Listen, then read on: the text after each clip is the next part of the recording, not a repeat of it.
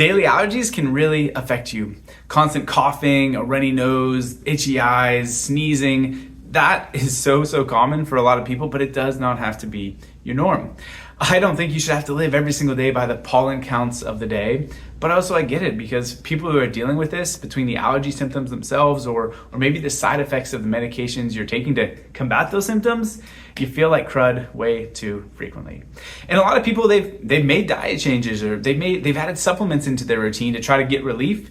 And maybe it's made progress, but I'm willing to bet that there's an essential foundational piece that you're still missing to this equation. So that's what this video is for. This video is for you if you are looking for more of a natural, a drug-free, root cause-based solution to get to the bottom of allergies. And even though the focus of this is allergies, specifically seasonal allergies, as we're dealing with that right now, this also applies to asthma, to different food sensitivities or food allergies, to other autoimmune conditions, and even IBS, Crohn's, etc. So yes, I want you to pay attention if you're dealing with allergies, but think of this as really an immune system dysregulation conversation. And why is that immune system dysregulation happening? Just this morning, before recording this, I was talking to one of our adult patients who he originally came a couple years ago for relief with allergies. His family had been here getting adjusted, and we were reminiscing of how it's been such a better season. This last 2 years since he's been under care, each time springtime has come around, it's been less and less intense, and right now he hasn't even taken any extra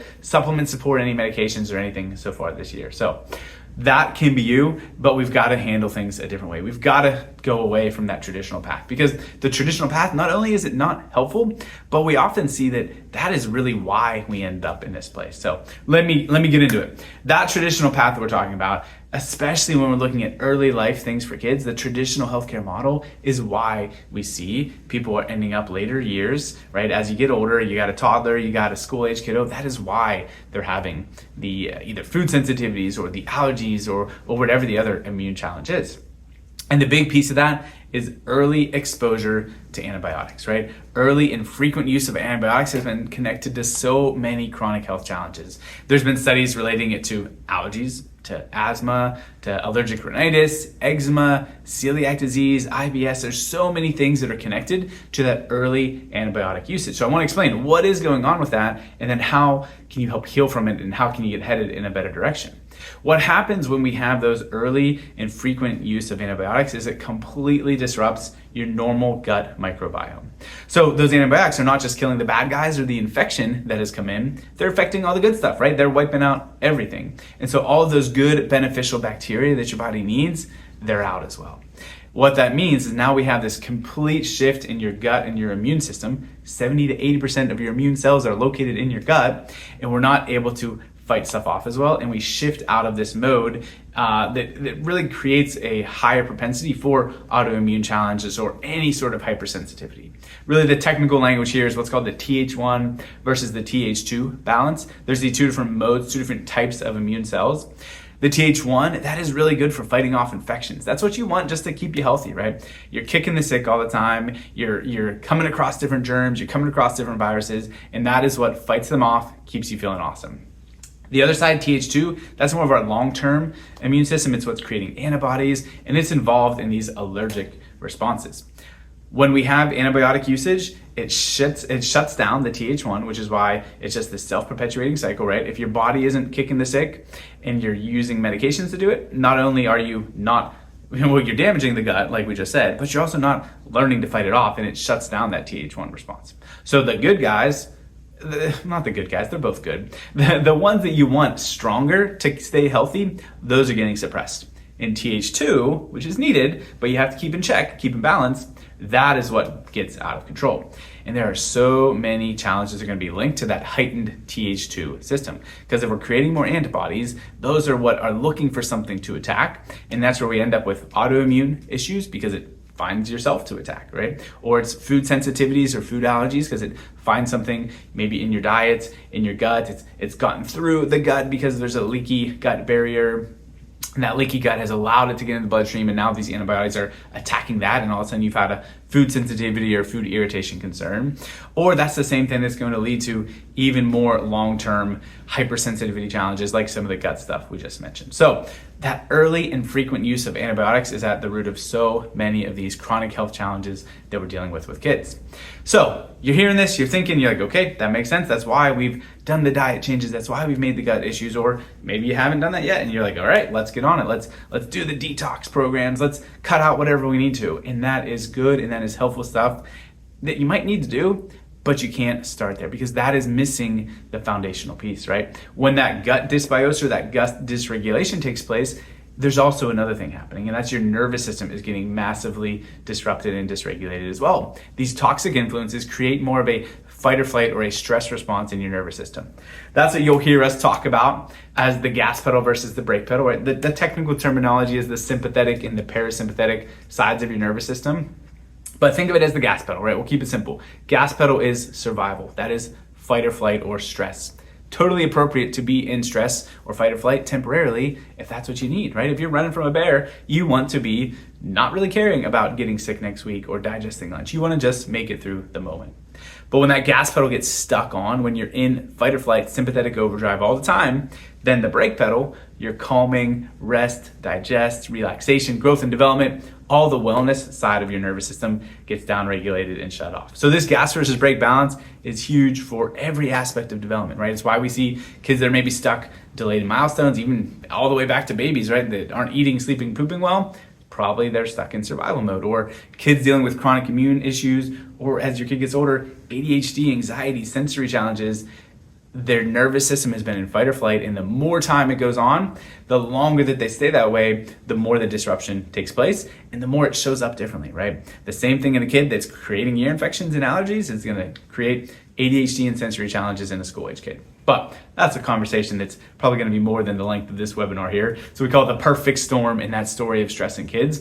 But what I want you to understand right now is that you can't just stay at that gut piece of it. You've got to get to the foundation, because even if you put the perfect nutrition and supplements and diet into your kid's body or into your own body, if you can't process it, if you can't break it down, you don't really get anything out of it, or you don't get as much as you should out of it. And that's why when we're talking to families who've been through the functional medicine, the holistic protocols before, and they're still stuck, that's usually why. We find on their scans, we find when we assess their nervous system that their body wasn't able to handle that yet, right? It's like building the second or the third story of a house when you don't have a foundation laid yet, right? You can't build upon that faulty, incomplete foundation. So the nervous system regulation piece of it is paramount. Oftentimes the other piece of it, it's not just the antibiotic exposure early on, it's often birth trauma and birth stress. Specifically, the microbiome factors in if it's a C-section delivery instead of a vaginal birth. When you're going through the birth canal, your baby is getting what's called the seeding of that microbiome. They're picking up all that flora or that bacteria, which gets into their lungs, it gets into their GI system, it's over their skin, and that's a good thing. We want that seeding. This is also missed out on even if you had a vaginal birth, but you're on antibiotics in labor because you were GBS positive, you're missing out on that too. So we have that microbiome disruption early on. In the same birth trauma that's either the C-section or the forceps or the vacuum extraction, it's not just you're missing out on the microbiome, but you're also very frequently creating damage or some sort of injury in that sensitive brainstem area. That very top of the neck, if you look at this fuse box poster here, the very top of the neck is the most important area. That is the air traffic control center of our whole nervous system. So when you pull a baby out by the head and neck, a kiddo that can't even hold their head up yet, that is going to have a massive impact. And now all of a sudden, this misalignment and fixation, what we call subluxation, that subluxation creates a massive stress response as well. Because what you find in that upper neck is a nerve maybe you've heard of before if you're in this deep dive into holistic health. The vagus nerve, that vagus nerve is a cranial nerve that comes out of the base of your skull, runs right by the first couple cervical vertebrae. So that torsion, that pulling and tension at the birth process creates a massive amount of dysregulation in the upper neck, which is going to massively shift our nervous system out of that balanced state. It doesn't literally cut the brake pedal, but figuratively, metaphorically, it's turning off the brakes and allowing just that gas pedal survival stress mode to overramp and overcome everything else. So we see these early factors, the birth trauma, the antibiotic usage, and just broad speaking, the chemical toxic exposure that kids have. The more of that takes place early in life, the more their system is set up for dysregulation. And then later on, allergies, asthma, chronic immune system struggles are the norm. Specifically, that upper neck we see go hand in hand with other plumbing related issues, right? Congestion, drainage, ENT system, ear infections. It's all the same pathway and process, because if that plumbing system, if the movement in that upper neck isn't working properly, you're gonna get jammed up, and you're gonna find that cycle of sickness keeps happening because you're not addressing the cause or the underlying why of it. So there's all sorts of adjustment techniques and even some supportive cranial sinus pressure release techniques that we use to address that underlying factor, and not just keep putting a band-aid on it of here's another medication, here's something to suppress your immune system and suppress the actual real issues that are underlying. So parents, I hope that helps, whether it's for your kid or honestly for yourself, right? This isn't just a kid issue. So many adults are dealing with these seasonal allergies too. I want you to shift away from just focusing on the pollen, just focusing on the exposure, and look at some of the causative factors, right? Get to some of those underlying pieces. Yes, it is okay to avoid exposure when you are trying to heal, right? Like in this phase of that early chunk of healing, it's probably not helpful to go, and when the pollen counts are through the roof, to go get in the midst of that and expose yourself, right? You're not ready for it yet. So limit what you can, but I don't want you to live in a bubble. I don't want you to stop playing sports, to stop being able to be active with your kids because you're so afraid of being outside. Let's address why we're having that hypersensitivity so that we can regulate better and so we can handle it. So change the diet. And that's what kind of our summary 3 steps here for this spring survival plan. I want you to care about number 2 here, right? The diet, the nutrition. Like, it absolutely matters what we put in our body. But I think you know that, right? That's not a mystery. And you probably notice it. Your kids have a bunch of dairy, they have a bunch of sugar. Regardless of whether or not they're dealing with allergies, inflammation's through the roof, drainage, congestion hits even harder. So yes, let's pay attention to number 2. Yes, let's support with some of the extra supplements, right? We use DHist or DHist Junior for adults and for kids, which is a natural antihistamine. It's something that can lower that histamine response without overpowering and shutting down your immune system in other ways and creating other side effects. So let's do that. Let's use our raw local honey so that, and the connection for that, like to get into it a little bit more, the local part is really key. Raw is really key. It's not just you go to Giant Eagle or Walmart and pick up whatever honey they've got. The stuff that's around you, right? Literally the pollen that the bees are collecting and being exposed to is what then gets into the honey, and then it's what allows that to help regulate the exposure and helps your immune system become a little bit more sensitized to it. So don't just think honey with that, right? That is in there intentionally. I don't know if Pooh Bear was big on raw and local honey. I don't know where he sourced from. He probably did. Wasn't he always digging through a tree and just scooping it out? So, I mean, if you want to do that, if you've got the beehive yourself, man, you're crushing it. Be like Pooh Bear.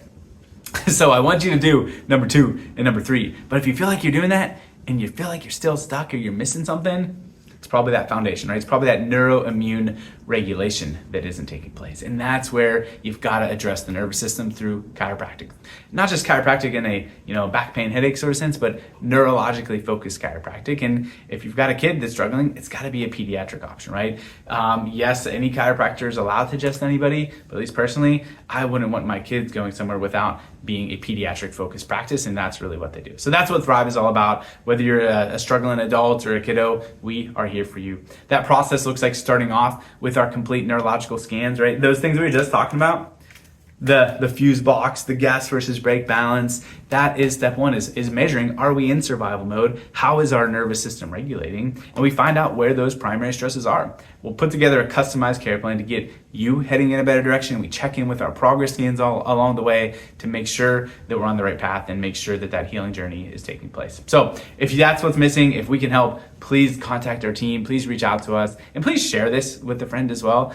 I think that there's not enough families and parents who realize there's other options, right? That's what I hate hearing all the time. They're like, oh my gosh, I wish I would have known when my kid was 2 instead of 12, or I wish I would have known when they were 2 months instead of 2, right? I wish you did too. I wish we could make sure everybody got the answers and the information they were looking for, and you can absolutely help with that. Please share it with a friend, pass this information on so that we can make a bigger difference in more people. Thank you guys. I hope this helps. I can't wait to meet you in the office soon and help your family thrive.